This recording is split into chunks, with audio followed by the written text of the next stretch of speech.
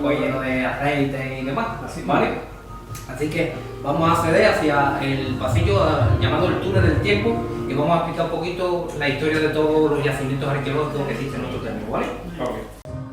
Fijaros, como el propio nombre indica, el túnel del tiempo habla de todos estos yacimientos arqueológicos que existen en nuestro término municipal de Almonte, ¿de acuerdo? Fijaros, desde los años 20 ya hay constancia de que van en el corazón de Doñana, van apareciendo pruebas de restos arqueológicos, como en Santa Olaya o la misma Solana, que ahora lo veremos en lo que es la carretera de Cabezudo. Fijaros, en la Edad de Piedra, justamente hace unos 4 o 5 años, aparecieron una serie de huellas en nuestra costa, ¿vale? En lo que es la playa Mata del Difunto, justamente colindante, lo que es la Torre de la Higuera, la Peña o la Piedra, y esta huella certifica ya la existencia del paso de homínidos y distintos animales por nuestra costa, con una antigüedad de 150.000 años, es decir, uno de los yacimientos arqueológicos más importantes de España y de Europa, ¿de acuerdo? Fijaros, la presencia de elefante, el uro lo tenemos justamente aquí detrás, ¿veis? ¿Sabéis lo que es el uro? Un toro. Es el antecedente de lo que es actualmente la vaca mostrenca en Doñana, ¿vale? Y aquí justamente en la piedra, en la urna, vemos una piedra, lo que es la mordura de una de las huellas de estos homínidos que aparecieron justamente aquí, que hay de mayores y de niños. ¿Y esa de verdad? Sí. Bueno, la mordura, la mordura, hecho el morde de... Exacto. Claro, está allí en la playa, claro, está ahora mismo, exacto. ¿De acuerdo? Pasamos justamente a la edad de los metales. Y este es uno de los yacimientos más desconocidos para los almonteños, justamente en el puente de los Olivarejos, en el puente del Camino de los Llanos, por donde pasa la Virgen cada 7 años, hay un yacimiento neolítico, un asentamiento que se dedicaba a la cerámica, ¿vale? Justamente en esta parte de la orilla, esta dirección Almonte, Rocío, y justamente aquí apareció este yacimiento, justamente cuando se estaban metiendo las tuberías del gas que iba desde la provincia de Huelva a Sevilla, ¿vale? Rápidamente los arqueólogos hicieron su trabajo y pudieron recuperar muchísimas de esas piezas que quedaron ahí totalmente abandonadas, ¿vale? Desde el puente de los Olivarejos pasamos a la época tartésica, ¿vale? Fijaros en esta maqueta, en los años 70 hubo una serie de excavaciones, justamente el poblado de San Bartolomé, a unos 2 o 3 kilómetros de la población de Almonte, apareció un poblado tartésico, ¿vale? Aparecieron justamente, digamos que es las fosas donde se erigieron todas estas chozas, ¿vale? Estas chozas que podían ser típicas las chozas que hay en Doñana, ¿vale? ¿Qué ocurre con este poblado? Es muy importante, ¿por qué? Porque todos los minerales que salían de las minas de Río Tinto o Alcoya pasaban por el último por este pueblo, ¿vale? Para ser limpiados, para después ser comercializados. ¿Sabéis dónde se comercializaba y dónde embarcaban estos minerales? ¿De dónde salían? Pero de un sitio concreto, un sitio muy autóctono de aquí. Rocío, ¿vale? Ahora los trabajos arqueológicos que se están haciendo en el Rocío evidencia de que había un puerto medieval, ¿vale? Es algo que se está trabajando hoy en día, ¿vale? De la época tartésica pasamos a la época romana. En la época romana tenemos varios yacimientos dentro de nuestro término municipal, pero uno de los más conocidos es el llamado Cerro del Trigo, ¿de acuerdo? Justamente en los años 20, Schulte y Bonsor decían que en el Cerro del Trigo se hallaba la mítica ciudad de Tarteso. Comenzó una serie de excavaciones que se alargaron 2 o 3 años y vemos esta fotografía, una serie de almonteños que ayudaron en estas excavaciones, pero no encontró la mítica ciudad de Tarteso, encontró una factoría pesquera romana, ¿vale? Aquí tenemos también unos trabajos que se hicieron en los años 99 y 2000, donde aparecieron una necrópolis, por lo tanto este asentamiento era algo perenne, es decir, ellos vivían ahí, no era algo temporal, ¿de acuerdo? De la época romana pasamos al tardorromano, al visigodo. Ya en los años 28-29 tenemos referencia de que han aparecido vasijas llenas con monedas de oro, ¿vale? Esto pone en la alerta a la población, cuando en los años 60 un hombre, un campesino almonteño, arando, se halla con esta lápida de una niña romana que falleció con 3 años y pico de edad. ¿Por qué es tan importante esta lápida? Porque es uno de los vestigios cristianos más antiguos de Andalucía, ¿vale? Lo podemos encontrar en la parroquia de la Asunción, la capilla bautismal, ¿vale? Allí lo podemos observar. Hubo un proyecto, bueno, ya a partir de los años 70, un cura, un párroco de Almonte, exhibió muchas de estas piezas, Rosendo, halló muchísimas piezas que los puso justamente aquí, en lo que hoy es el barrio El Encanto, ¿vale? En esa casa expuso cuerpos, esculturas de mármol, vasijas, monedas. No sabemos dónde está todo ese material, no lo sabemos, pero sí atestiguaba que había algo grande importante. En el año 99-2000 se hicieron un trabajo de georradar y apareció parte de una hacienda que vemos justamente en esta maqueta, atestiguando la importancia y la grandeza de este poblado. Hubo un proyecto para sacar a flote todos estos restos arqueológicos, pero realmente después naufragó. Una de las cosas que era chula, ¿no?, en ese momento era hacer una pasarela romana desde este yacimiento hacia el monte, ¿de acuerdo? Ya del visigodo pasamos a la época musulmana. Aquí vemos un mapa de Andalucía del siglo X y aquí tenemos la referencia de nuestro pueblo, Almonte, ¿vale? En el reino de Niebla, la Corra de Niebla, que más tarde se ya se olvida tras la reconquista de Niebla en 1262 y lo que actualmente a principios del siglo XIX la provincia de Huelva, ¿vale? No se desconfigura, es decir, mantiene más o menos las mismas trazas que la antigüedad. Es muy importante la época musulmana, Almonte en la época musulmana. ¿Por qué? Porque podríamos estar hablando del origen de lo que es actualmente el casco urbano. ¿Qué es lo que quiere decir? En el siglo X se nos habla por primera vez de la fortaleza de Almont, esta es la pronunciación correcta de nuestro pueblo, Almont. Posiblemente todas estas villas visigodas, romanas, que abarcaban todo alrededor de lo que hoy es actualmente Almonte, huyeran ante esa invasión musulmana y fueran al pico más alto de Almonte. ¿Cuál es el pico más alto de Almonte? Justamente donde está la parroquia. Se habla de una fortaleza, la fortaleza de Almonte, ¿vale? La tenemos aquí. Y ahí posiblemente tenemos el origen de Almonte, ¿de acuerdo? Ella es una vista aérea del año 55, ¿vale? Aquí tenemos el último rey musulmán, Aben Mafo, que era el rey de la Corra de Niebla, que se convirtió en vasallo del mismo rey Alfonso X el Sabio, ¿de acuerdo? Fijaros, una cosa muy importante. ¿Habéis escuchado alguna vez los míticos túneles subterráneos de Almonte? ¿Sí?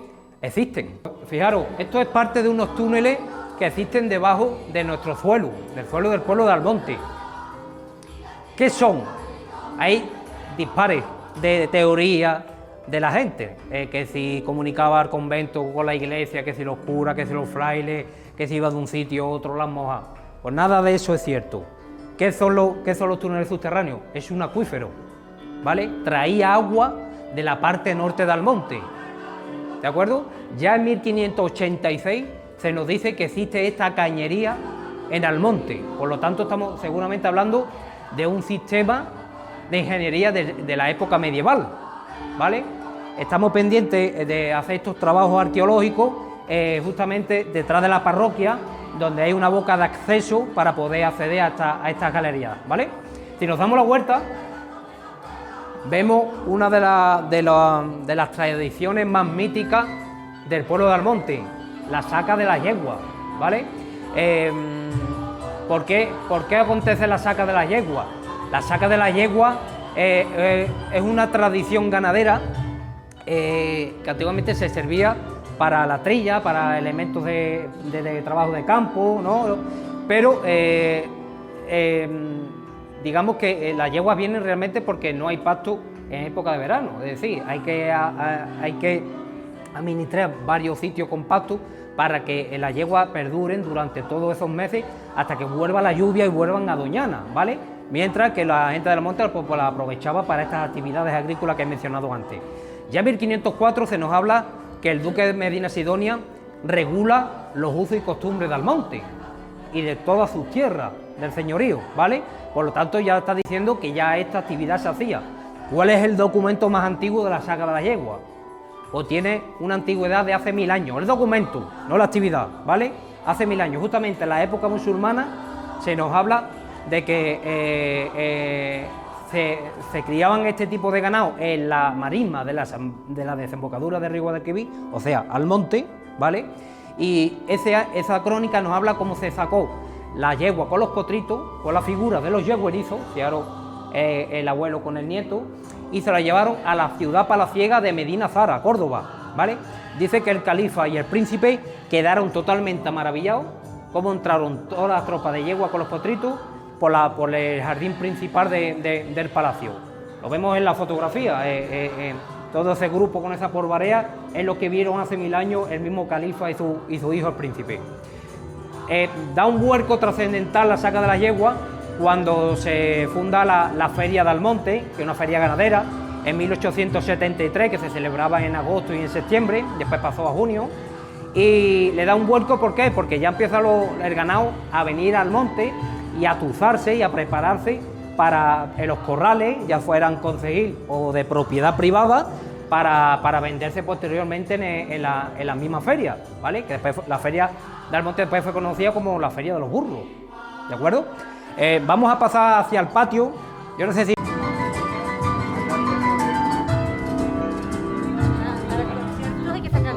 No, a 7:30, tú libremente. En el patio tenemos estos 4 expositores que lo hemos ubicado con varios hitos históricos importantes lo que es en nuestra localidad.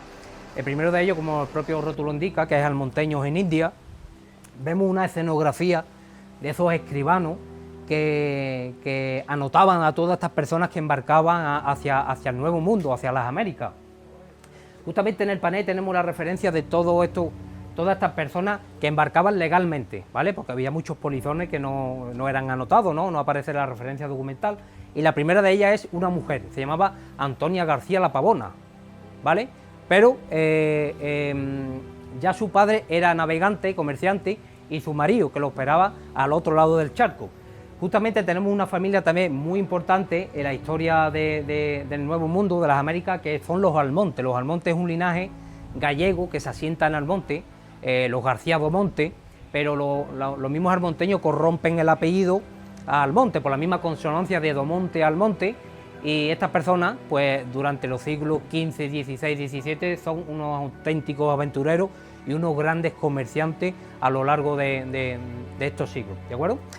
En el siguiente expositor, antes de la Guerra Civil, que apareció en la bodega de Santa Teresa, y podemos decir que la religiosidad popular de Almonte crece como la mayoría de los sitios en el siglo XVI, después del Concilio de Trento, la de Gracia, San Bartolomé, ya muchas de ellas extintas, ¿vale? Y la mayoría de estas imágenes religiosas pues son también del mismo siglo, con un fin, es decir, eran ermitas y hospitales, esa es la denominación correcta, con un fin caritativo, pero va perdiendo ese fin caritativo en cierta medida y más a lo religioso, ¿no? a procesionar las imágenes a partir del siglo XVII. La Virgen de la Soledad, que sale en el Sábado Santo, la Semana Santa Almonteña, es la más antigua después de la Virgen de Rocío, una imagen del siglo XVI, que fue recuperada en los años 90 cuando una familia pues la guardaba en su casa pues desde el siglo XVIII, ¿de acuerdo? ¿Qué pasa con el Concilio de Trento? Pues que acaba con todas las propiedades religiosas y extingue pues la mayoría de estas hermandades y cofradías, manteniéndose solamente entre ellas una, la principal. A ver cuál creéis que es. ¿Cuál es la más famosa de Almonte? La Hermandad Matriz, el Rocío, la devoción del Rocío, ¿vale? Ya a partir después de la Guerra Civil se empieza a refundar como la Hermandad Sacramental, y ya cierta parte en los años 90 pues el Santo Entierro, la Virgen de la Soledad, pues da pie a otras hermandades como la del Gran Poder o la Virgen de la Piedad, ¿de acuerdo? Hemos visto el uro, que pastan libremente en las marismas del Guadalquivir. Esta vaca estuvo originariamente en el museo hace 25 años, murió en la marisma y bueno, se esperó un año que la biodiversidad pues hiciera su trabajo. Pero claro, en el último expositor, los Medina Sidonia, he hablado antes de ello. Los Medina Sidonia es un estado señorial, no acercarse si queréis, no acercarse si queréis, es un estado señorial que compró el pueblo de Almonte en 1499. Los Medina Sidonia y Almonte era una relación de amor-odio. ¿Por qué? Porque los Medina Sidonia se adueñaron literalmente de Doñana, ¿vale? Le quitaron Doñana. Entonces los de Almonte se pleitearon a lo largo de los siglos con los Medina Sidonia por la propiedad de Doñana. ¿Qué ocurrió en 1431? Que el rey Juan II de Castilla sentenció a favor de Almonte, de que todo el término municipal que hoy en día gozamos era de los almonteños, y se le reprimió al duque conde de Niebla entonces por esa actitud. Pues dice el conde de Niebla así, pues ahora voy a comprar Almonte, y cuando compró Almonte se adueña de la Rocina por casamiento. Eso es lo que lega en los pleitos, por casamiento. A partir de ahí fue una batalla inmensa. Fijaros, hay un hecho histórico que ocurrió en 1543. ¿Qué ocurrió en 1543? Que los Medina Sidonia no estaban en Sanlúcar de Barrameda, estaban viviendo en Sevilla, ¿vale? ¿Qué aprovecha la gente del entorno? Pues se van a Doñana pues a cazar, se van con el ganado, el carboneo. Allí no había prohibición, no había límite. ¿Qué ocurre en 1543? Dice la ciudad de Sevilla, oye, esa parte de Doñana se llamaba la dehesa del Carrizal, dice, el Carrizal es mío. Y dice el duque de Medina Sidonia, no, es mío. Y le dice lo de Sevilla, papeles, yo no tengo. ¿Y ustedes tenéis papeles? Dice lo de Sevilla, no tenemos. Y preguntan, ¿de quién es entonces el coto? Y le dice, de Almonte. Pero da igual, ganó el duque de Medina Sidonia el pleito, pero siguió haciendo lo que le dio la gana en Doñana, ¿vale? Pero debido a las actitudes, hacían pipí, etcétera, pues cerraron totalmente el acceso y comenzaron a entrar por donde hemos entrado, por esa vía de servicio, ¿de acuerdo? Vamos a entrar y nos vamos a poner por alrededor de la valla. Vemos a nuestros pies, vemos una maqueta que representa lo que es el término municipal de Almonte en su totalidad, ¿vale? Sus tres núcleos poblacionales, Almonte, Rocío y Matalascañas, ¿vale? Su parque nacional es todo esto, ¿vale? Lo separa la carretera hacia Matalascañas, y toda esta parte de aquí es Parque Natural de Doñana, ¿vale? Almonte abarca en su costa 54 kilómetros de playa, la más grande de España, ¿vale? La desembocadura del río Guadalquivir no solo parte en la ciudad de Sanlúcar, que está aquí, la otra parte es de Almonte, por lo tanto la desembocadura está en dos términos municipales, Sanlúcar y Almonte. Y Almonte tiene 12 kilómetros de río Guadalquivir, ¿de acuerdo? Que es el margen de la mitad. Después está aquí Analcázar, y todo esto es ya Hinojo, Pueblo de Hinojo, las marismas de Hinojo. El término de Almonte es el primer término más grande de la provincia de Huelva y el 19º de España, ¿vale? Fijaros, justamente aquí en los paneles que vemos en los laterales, vemos esa evolución del núcleo urbano de Almonte desde el siglo XIV-XV, fijaros que este es lo que es el término actual, y cómo es de chiquitito durante estos primeros siglos después de la Reconquista, cómo va evolucionando durante el XVI-XVII, ¿vale? XVIII-XIX, y la expansión total siglo XX, aunque parezca ahí que es siglo XIX-XX, su expansión total es a partir del siglo XX. El siglo XIX es un siglo muy decisivo para Almonte porque vienen todos estos industriales para dedicarse al vino y al aceite, ¿vale? En 1956 había más de 100 bodegas en Almonte, ¿vale? Y una treintena de molinos de aceites como estos. Yo les digo mucho a la gente cuando viene al monte, dice, eso era para ver cómo era el monte en su panorámica, el paisaje desde lejos, que lo que se iba a ver eran torres de molino de aceite, torres de molino de viento y bodegas. Esa era la panorámica de Almonte.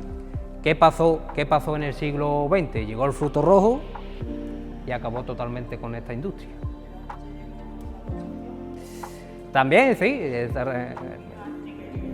que el fruto rojo, exacto. Entonces, una serie de indicios, Exacto, los años 60, los años 60. Yo le digo mucho a la gente que Almonte desde el siglo XIV ya habla los documentos que era un potencial en vino, perdón, monumental en todo el reino de Sevilla.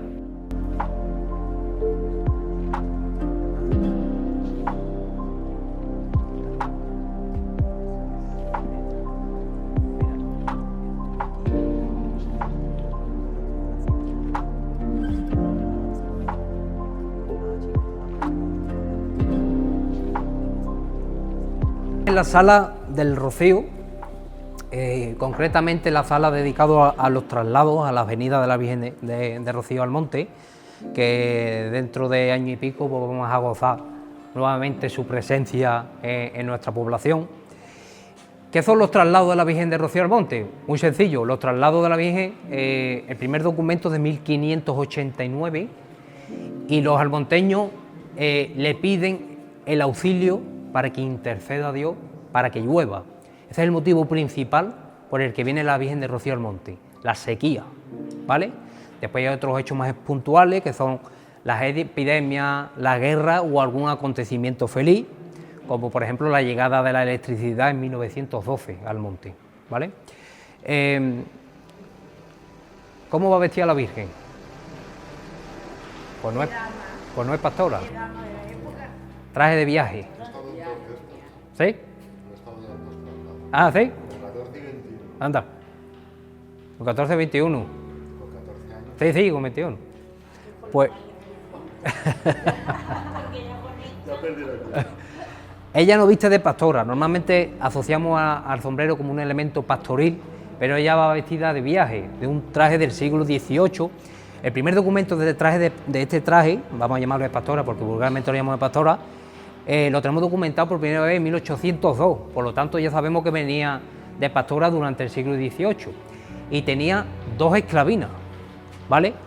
La más antigua era azul, fijaros, azul, y después la color granate, que es la que actualmente gozamos. Bueno, aunque ya no se pone desde 2005, la vimos en Almonte en 2021 con ella, pero esta es la esclavina más antigua que conserva, y el sombrero, un sombrero de paja que actualmente está guardado en los tesoros de la Hermandad Matriz. Ella vestía totalmente así, pero utilizaba manto y saya de reina, ¿vale? Podemos ver en pinturas antiguas como ella puede llevar también un manto verde o un manto blanco, daba igual.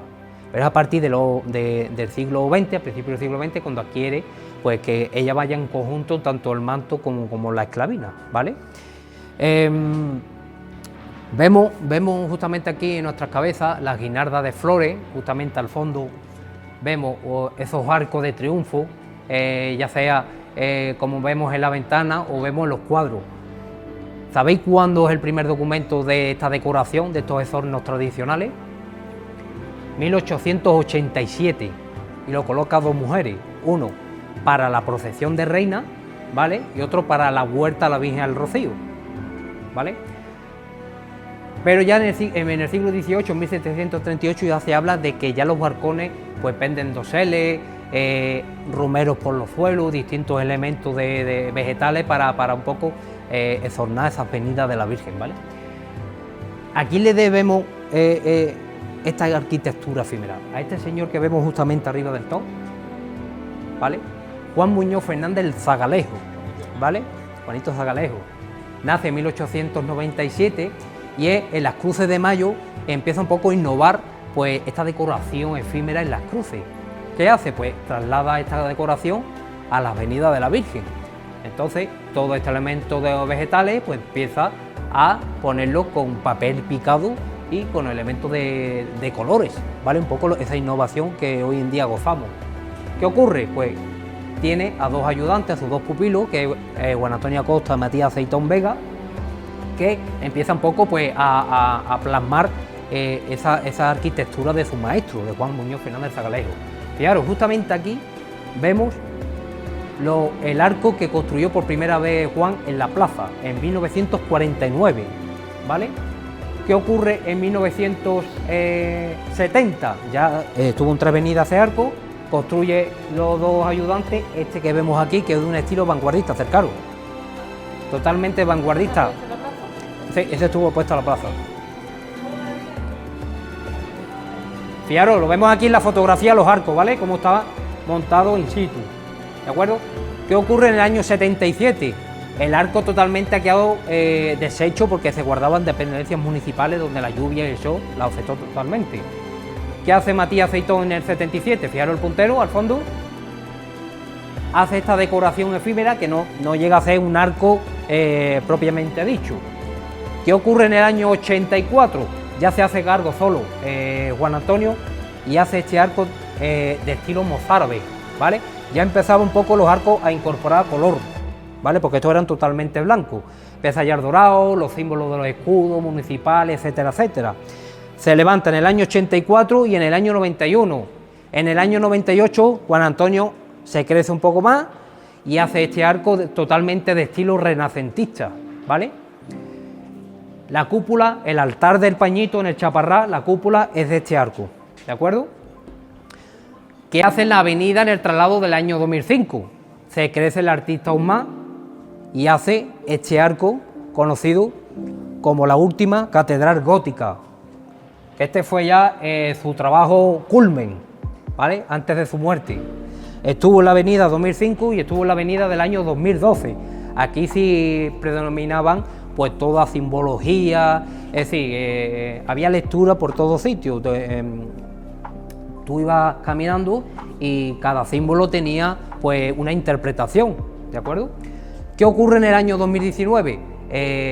Montar y desmontar el arco. Actualmente económicamente era algo que afectaba al ayuntamiento, a las arcas municipales.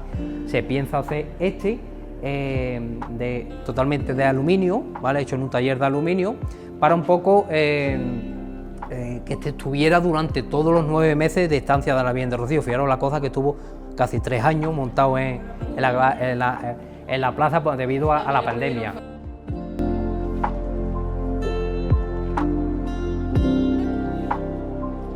Vuestra, el Rocío Chico. Mucha gente no sabe por qué se celebra el Rocío Chico. Muy fácil, invasión francesa. Invaden España en 1808, pero no llegan al monte hasta abril de 1810 y se acuartela en la calle El Cerro, antigua casa de los Ortiz de Abreu, posteriormente de los Cepeda, por enlace matrimonial, ¿vale? Durante todo ese 1810, pues los franceses imponen muchísimo hacia los almonteños que sirvieran pues a los franceses y al nuevo rey de España, que era Pepe Botella, ¿de acuerdo? ¿Qué ocurre el 17 de agosto? Pues un grupo de guerrilleros da muerte al capitán Pierre Dassot a las 2 de la tarde y a 5 soldados más. Y los soldados que escapan se van hacia Sevilla y avisan al mariscal Soult de lo acontecido en Almonte. ¿Qué dice el mariscal Soult? Pues manda una tropa de 800 hombres para degollar e incendiar el pueblo de Almonte. Los almonteños se encomiendan durante la madrugada del 18 al 19 para que las tropas nunca llegasen a entrar al monte. ¿Qué ocurre a la altura del pueblo de Pila? Pues que las tropas paran y dan marcha atrás, porque venían tropas españolas por ambos lados. ¿Qué ocurre 3 años después de este acontecimiento? Porque los almonteños deciden que eso es un milagro de la Virgen del Rocío y deciden que cada 18-19 de agosto se le dé ese voto de gracia para siempre jamás, que fue conocido como el Rocío Chico. El Rocío Chico, ¿por qué? Porque aquí en la romería, como la conocemos, el Rocío Grande, pues no tiene más vuelta. No tiene más vuelta. Aquí vemos justamente en vinilo lo que era la puerta que se situaba en la casa de los de Cepeda, y vemos aquí justamente el tiro, ¿vale? La puerta se encuentra originalmente ahora en los tesoros de la Hermandad Matriz en el santuario, ¿vale? Seguimos hacia adelante. Vemos este rinconcito dedicado a la Hermandad Matriz, vemos aquí su escudo. La Hermandad Matriz es una hermandad que fue creada por el propio Ayuntamiento de Almonte, posiblemente en el segundo tercio del siglo XVII, y era la encargada de custodiar el santuario del Rocío, ¿vale? Pero cuando se funda la romería del Rocío en 1653, ya empieza a tener un papel protagonista con el hermano mayor, que era el encargado de hacer la romería cada año, hasta que en 1758 redacta su primera regla, ¿vale? Que la vemos justamente aquí, y empieza a tener esa independencia del ayuntamiento. independencia que la goza finalmente a finales del siglo XIX como en la actualidad, ¿de acuerdo? Aquí justamente vemos todas las medallas que ha tenido la hermandad a lo largo de la historia. Decir que la medalla de Triana originalmente era de Almonte, ¿vale? Que la deja en los años 20 cuando incorpora la de forma romboidal, ¿vale? En los años 20, pero en el año 50, la década de los 50, adquiere la actual, la ovalada, y la romboidal la coge la hermandad de Moguer, ¿vale? La hermandad de Triana tiene la de Almonte y la de Moguer también la de Almonte y la tiene Moguer. La de pandereta en sí no era de la hermandad, era una medalla que conmemoraba la coronación de la Virgen de Rocío. Entonces, cuando las hermandades en el siglo XX no tenían medallas, cogían la de pandereta y muchas veces detrás venía la inscripción Barrio de Triana, Triguero, ¿vale? Fijaros, venimos por aquí. Aquí vemos una exposición del fotógrafo Serrano, que esto estaba puesto en el Museo del Rocío, una exposición de esta fotografía que este fotógrafo hizo durante su vida para el ABC de Sevilla, ¿vale? Fijaros, en estos paneles aquí habla de cómo acontece la fiesta de Pentecostés, es decir, la fiesta de Pentecostés actualmente pues empieza el viernes, ¿vale? Con la presentación o recibimiento de las hermandades por la hermandad matriz, que se extiende hasta el sábado, y después el rosario por la misa de las hermandades, con el rosario por la noche de todas las hermandades del domingo, sábado de Almonte y domingo de las hermandades, y a continuación la procesión de la Virgen del Rocío. Los orígenes del Rocío, ya sabemos que en 1335 existe la ermita de Nuestra Señora de la Rocina. ¿Sabéis por qué se llama la Virgen Rocinas? Por los caballos. ¿Por qué? No va por ahí, Rocina, ¿qué significa Rocinas? Yegua. Doñana se llamaba Rocina, ¿por qué? Porque era un criadero de yeguas, ¿vale? De ahí adquiere el nombre de la Virgen de Rocío, porque se llama Rocío.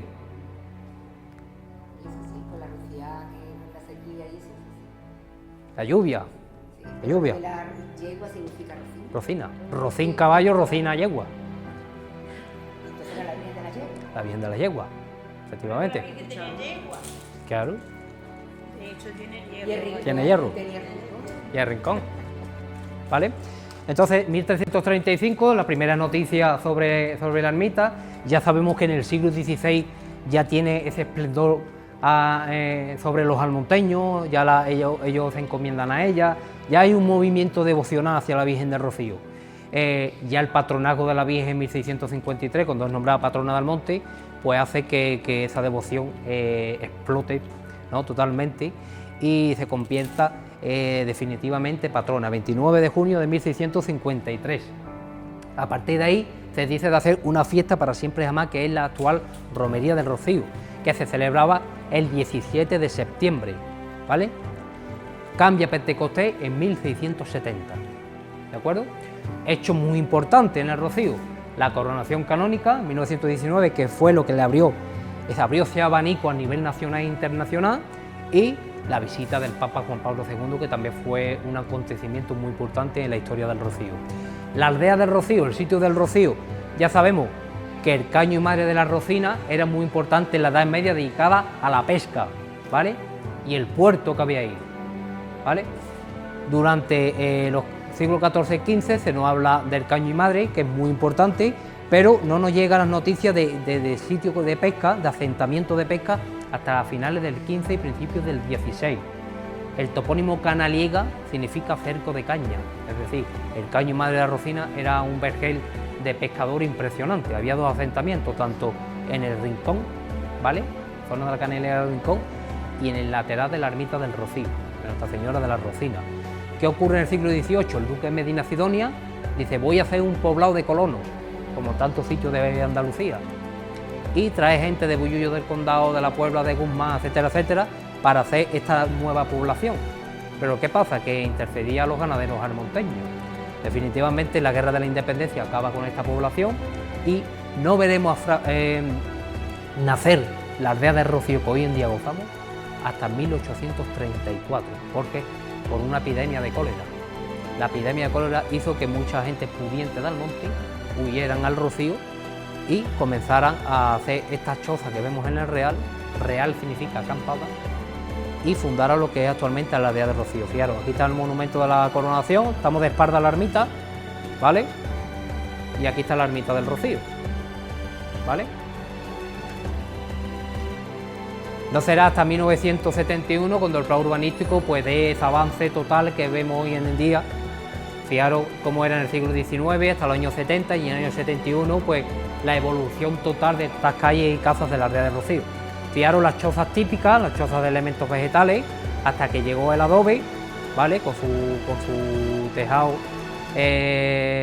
ya fuera de castañuela, brezo, etcétera, etcétera, y esta evolución de las chozas hasta convertirse en las casas de Rocío en auténticos palacios. Fijaros, vámonos a este rinconcito de aquí, este rincón, ya por sí sola la imagen de ella lo dice todo. La Virgen del Rocío en su máximo esplendor, en su imagen semejanza, es decir, vemos diferentes ilustraciones de ella a lo largo de los siglos, desde el siglo XVII hasta el siglo XX. La gente dice, es que no se parecen nada, que antiguamente los pintores no pintaban a la Virgen frente a ella, se le encargaba o se le daba un boceto de más o menos cómo podía hacer, o simplemente replicaban otro enorme ya en el Rocío a finales del siglo XVI, dedicado a la pesca. ¿De acuerdo? Curiosamente se instalan allí y en 1631 la hija de este señor, de Diego García, Magdalena del Norte, le dona a la Virgen un vestido de damasco. ¿De acuerdo? Y ahora, la forma de la antigua estación real, esta casa era de los caballeros de León, un linaje muy importante, y ahora vamos a hablar porque allí donde se fraguó las torres almenadas de la playa.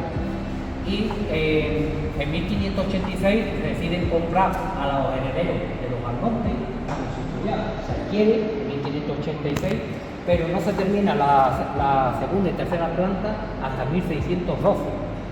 Hay un hecho muy trascendental en el ayuntamiento. Justamente a partir del tercer cuerpo se construye el convento de las monjas dominicas, ¿de acuerdo? Pero ¿qué ocurrió durante la guerra de Portugal de 1638-1668? Que las tropas pasaban por Almonte, desde San Lucas de Barrameda hasta Ayamonte, la plaza de Sevilla, donde no pasaban las tropas. El ayuntamiento quedó totalmente arruinado, quedaron puertas, mesas, ventanas, y los mismos soldados se subían al tejado y le decían todo tipo de barbaridades a las monjas. Fijaros en aquella época que le podían decir a las monjas, ¿vale? Justamente aquí era el patio, donde está el despacho del alcalde, uno de los patios principales del convento. ¿Qué hace con las monjas? Diciéndole que tiene que devolver los 2 pisos superiores. Pero después el ayuntamiento piensa, el ayuntamiento está totalmente arruinado, nos va a costar lo más grande restaurar y reformar la casa. Bueno, que se queden con las 2 plantas, que las restauren ellas, y nosotros nos habíamos con la primera planta. Y efectivamente, ¿sabéis cuántos años tuvo en posesión estas 2 primeras plantas? 200 años, ¿vale? Hasta que en 1849 clausuró totalmente el convento debido a las desamortizaciones y el ayuntamiento recuperó las 2 primeras plantas.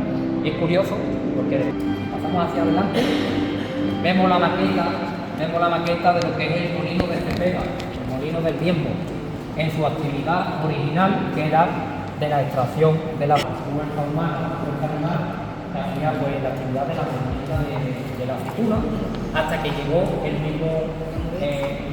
la misma maquinaria industrial que vemos aquí, que son los molinos de piedra, que molía la aceituna y pasaban directamente a la batidora, así con hueso, Esto era totalmente una pasta homogénea, pasaba hacia la batidora, y de aquí en Caspacho, un carrillo que pasaba hacia la prensa para totalmente dejarla definitivamente, y pasaba habéis visto en el suelo la tinaja, allí se decantaba, y va pasándose de una tinaja a otra para la decantación, y después su almacenamiento, donde están las maquetas en el suelo, como digo, la Catedral de Valencia, con una obra pía para los niños y niñas pobres del monte. Tiene un lema muy bonito, esa obra pía, que es: por el amor que tengo a mi patria, que es la Villa del Monte. Fijaros que el lema más bonito, que lo encabezamos en el panel principal de la entrada. Candelaria Coronel, maestra de niñas en el siglo XIX, propuesta para la cruz de Alfonso XII, pero debido a su repentina muerte, pues no pudo gozar de ella. Ignacio Cepeda y alcalde, un hombre muy dado a los campesinos, a las agrícolas de aquella época, del siglo XIX, y estuvo involucrado en donde esas cartas de amor fueron publicadas en 1908 por el Club de Fuente, una historia de del Monte, y fueron totalmente un escándalo esa obra, porque llegaron un romance una persona que después no llegaron a casarse. Su viuda donó estas cartas, y su viuda cooperó a las cartas que mantuvo antes de estar con ella con Tatura, con Gertrudis. Vemos a Señanitas, habéis conocido alguna, fue una Señanita, el nombre de Ana Valladolid, una importante camarista de la Virgen del Rocío, que se hizo con el cargo en 1887, cuando murió su tía abuela, Isabel Villa, que es la que empezó la saga como camarista, y ya a partir de empezó ella pues heredarse el cargo de madre a hija, ¿vale? Como si fuera, que toreaba en las mejores plazas de España, ¿vale? Y se toreaba con las altas personalidades nacionales. Fue pintado por el mismo Francisco de Goya. Domingo Castellano Betanzo, también un personaje importantísimo en Doñana.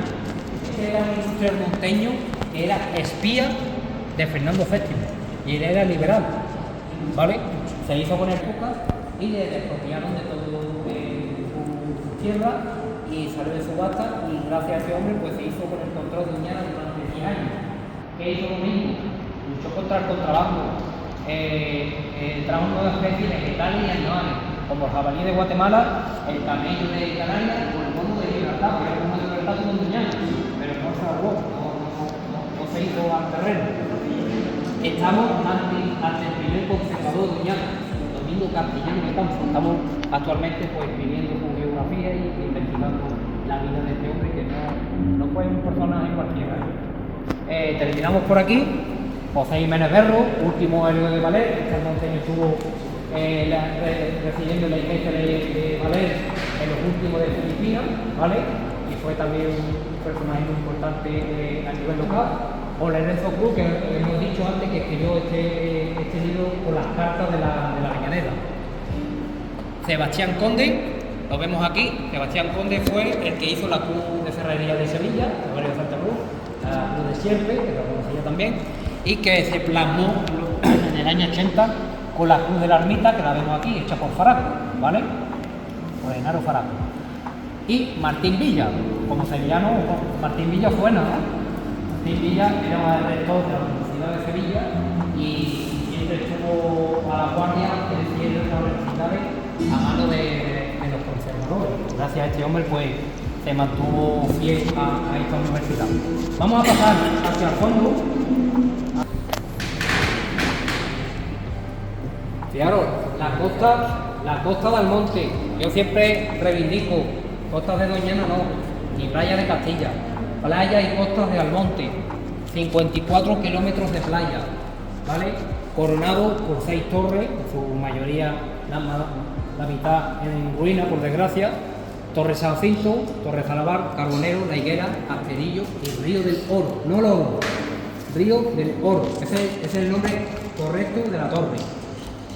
¿Por qué están estas torres? Porque Felipe II dictamina que debido a los ataques piratas berberiscos del norte de África, pues avasallan todo este cargamento que hay entrando en el Guadalquivir, ¿no? Debido hacia que salen de América o vuelven de América. En la casa de Felipe Espina, ¿vale?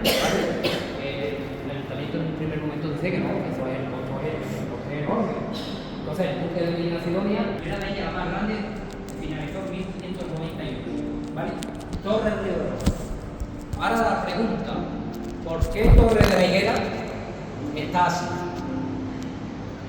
¿Por qué? ¿Un tsunami? Terremoto Portugal. Portugal fue debido al movimiento de las olas y todo eso, cayó estaba en alto y cayó la torre. Efectivamente, porque la parte miramos. ¿Por qué? Por los temporales. ¿Vale? La documentación nos dice que los temporales están ocasionando daños en la torre. Está ocasionando daños en la torre. Y en 1739 se dice que está al borde del acantilado. Estaba construida de ir arriba de un acantilado. Y Torre de las Perillos lo mismo, pero como aquella ya estaba cayendo, se estaba despedazando toda la estructura, todo el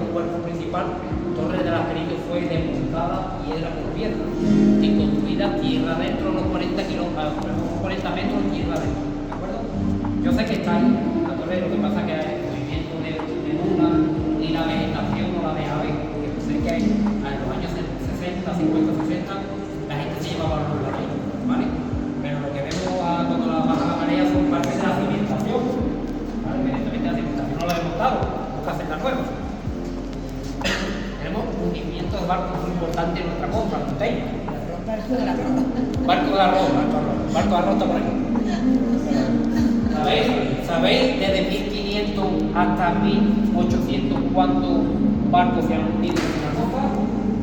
Más de 32 barcos. ¿Vale? Esa es la constancia que nosotros tenemos documentada de hundimiento a lo largo de la historia. Topónimo, nombre de nuestra playa. El primer nombre que recibe toda nuestra costa es Playa de la Figuera. García, Higuera. Él no mantiene Torre de la Higuera. ¿Vale? Por favor, Piedra, Peña, Torre de la Higuera,